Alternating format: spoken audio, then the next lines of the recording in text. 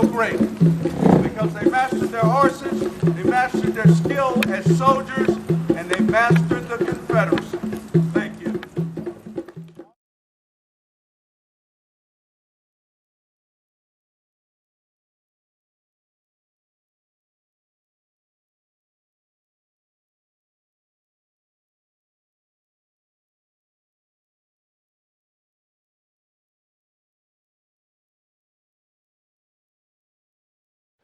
I'm going to be telling you a story about an old enslaved person who showed General Grant where to cross from the Louisiana side of the Mississippi River over to Mississippi side. And historians only give him one line in the history book.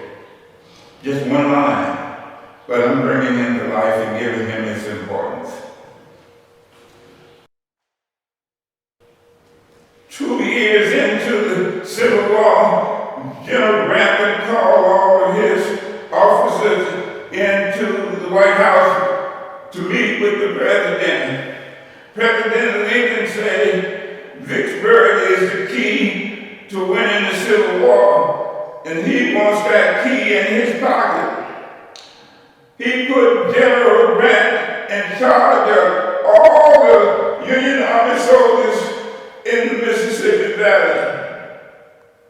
Well, I was the one who helped General Grant get that key for President Lincoln, the key to Vicksburg.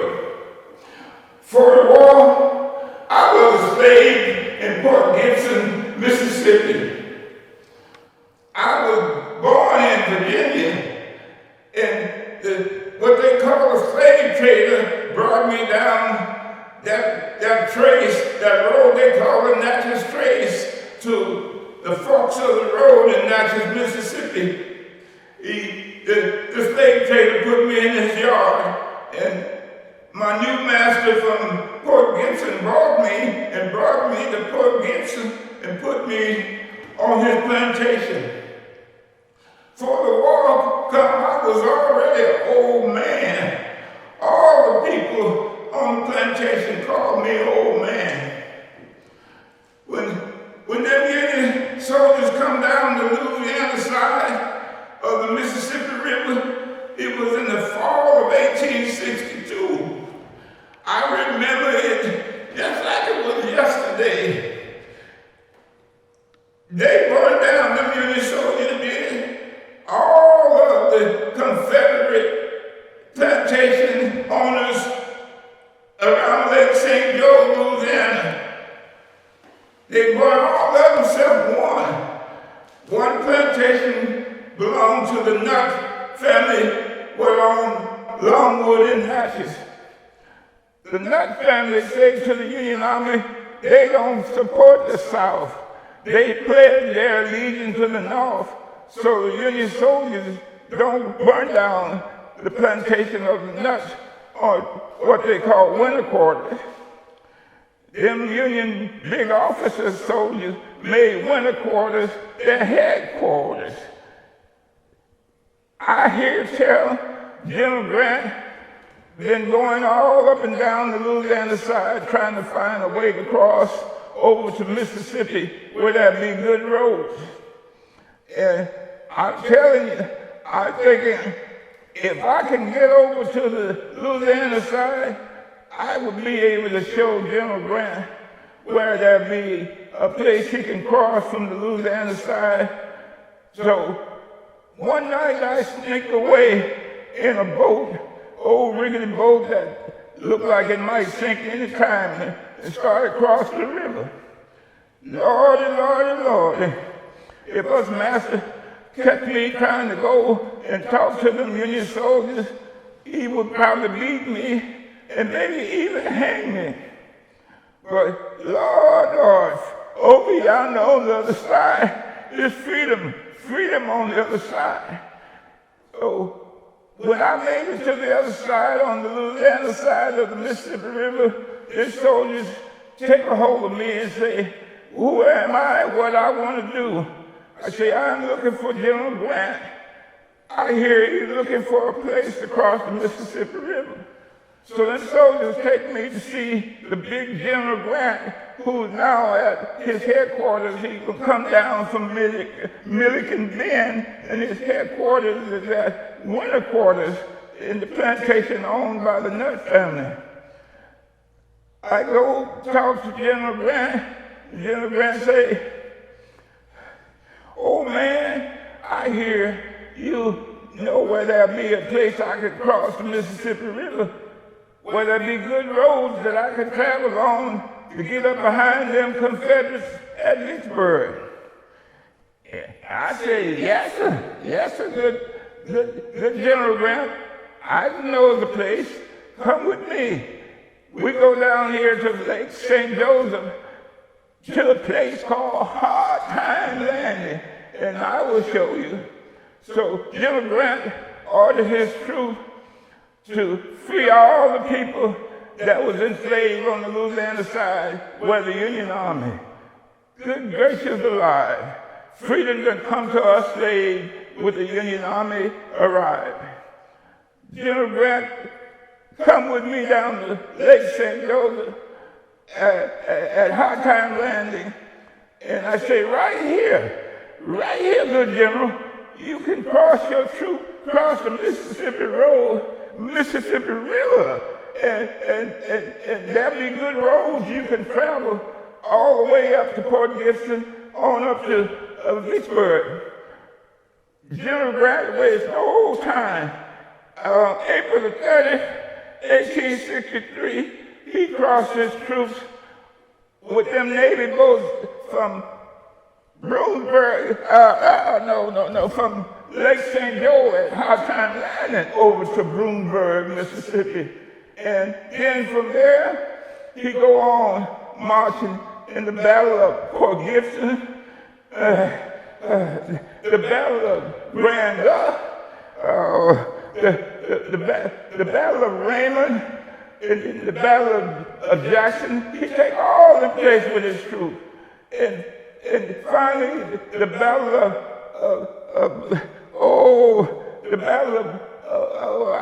I just have a hard time remembering. Maybe the Battle of Kent. No. Champion Hill, the Battle of Champion Hill. And then they were able to surround them Confederates and starve them out. Now, General Grant troops had tried to dig a canal to get at the troops, at them Confederates in Vicksburg.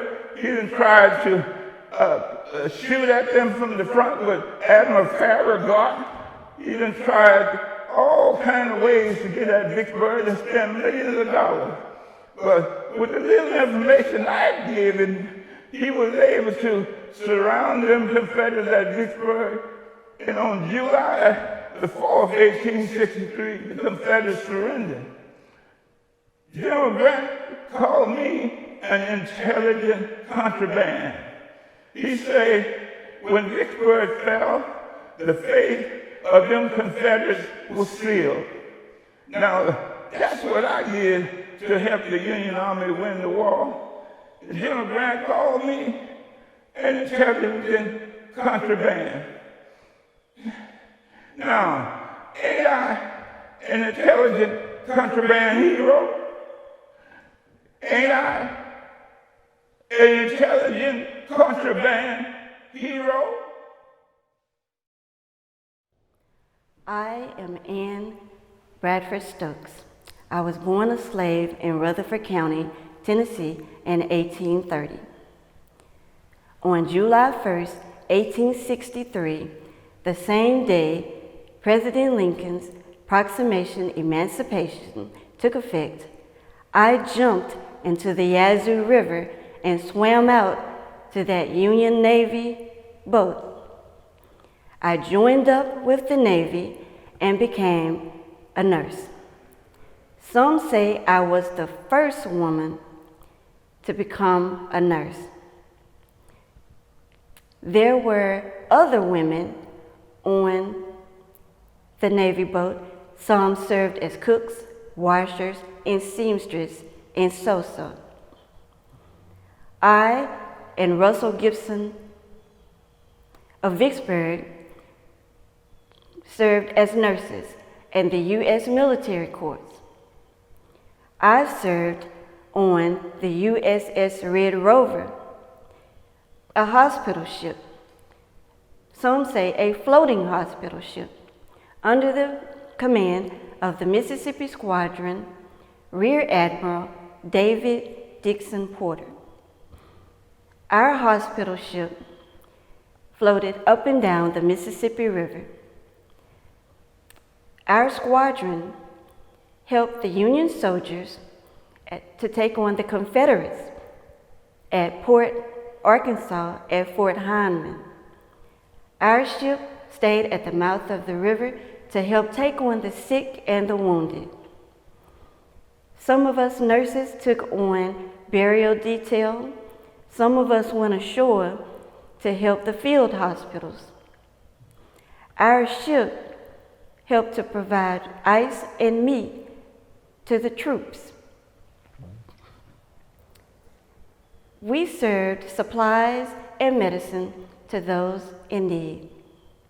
Some say I was the first woman, the first nurse, the first Navy nurse, and the first to receive a pension from the U.S. military. I was the first. I am Ann Bradford Stokes. I'm Wilson Brown. For the war, I was a slave on the Carthage plantation near the river. Carthage plantation was owned by Master James Sargent. He and his peoples, they held plenty of land and had plenty of folks working for them.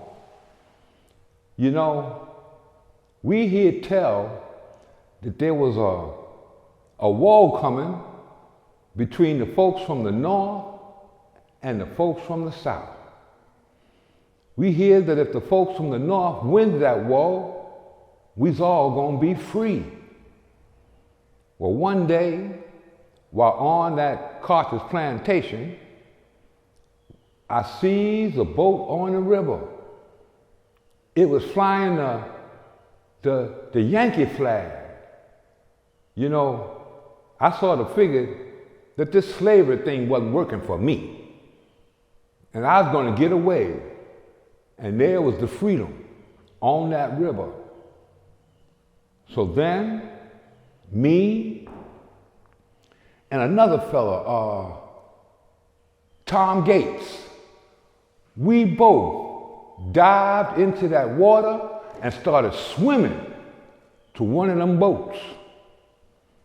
You know, they kind of figured anybody crazy enough or strong enough to fight the currents of that river would probably be good sailors. And they pulled us on board and they signed us up. Sent me up north to a place called New Jersey, where I got training to be a sailor. And then they sent me back to the same boat I had swam out to, the USS Hartford. You know, that was the flagship of Rear Admiral David Farragut. That was 61, 62. I was just 22 years of age. Well, you know, I traveled up and down the river along with Admiral Farragut. I was with him at the last water battle of the Civil War, the Battle of Mobile Bay. The fleet come into the bay, and you know, them rebels, they had set up 1, 2, 3 different forts to defend. You see, the Union had this thing called Anaconda Plan. They was gonna surround the Confederacy like that big snake and squeeze the life out of it. There was a blockade all along the Atlantic seaboard. The Union had control of the parts of the river coming down. They took control there by Vicksburg. They was able to get control by Port Adams. And now, to close the thing off, they had to get the port of Mobile. Like I said, there was 3 forts around, and everybody was shooting to them Union boats. At one point, there we was at the mouth of the bay, and that Confederate boat, the Tennessee, it come up right next to us, and they was just shooting back and forth at each other. At one point, there was a loud explosion. The mast and all of the ship break off, and the man that was up there, he fall down, he hit me, and the both of us fall into the hole of the ship. A lot of folks lost their lives. That fella that fell on me, well, he died too. But I was just knocked out. When I comes to my senses, I rush back to my duty station to find out that at least, I'll say 4 to 5 of the 7 or 8 people that had the same duty assignments as me, they was all dead. But I continued to do my job for the U.S. Navy. The Navy was good to me. They're gonna help make me rich. I was gonna get paid $12 a month, just like all the other folks. White and colored, $12 a month. It didn't take too long in the battle that them rebels put up the white flag and surrendered. That was August of 1864. Later on that year, by December, old Admiral Farragut, he recommended me and John Lawson be given a special award. You see, President Lincoln had come up with something to give the folks for outstanding service while in the time of war. They call it the Medal of Honor. Well, me and John Lawson was about some of the very first ever to be awarded the Medal of Honor. After the wartime, I come back and live out the rest of my days right here in the city of Natchez. It was an honor to be a soldier, to be a sailor, to fight for freedom.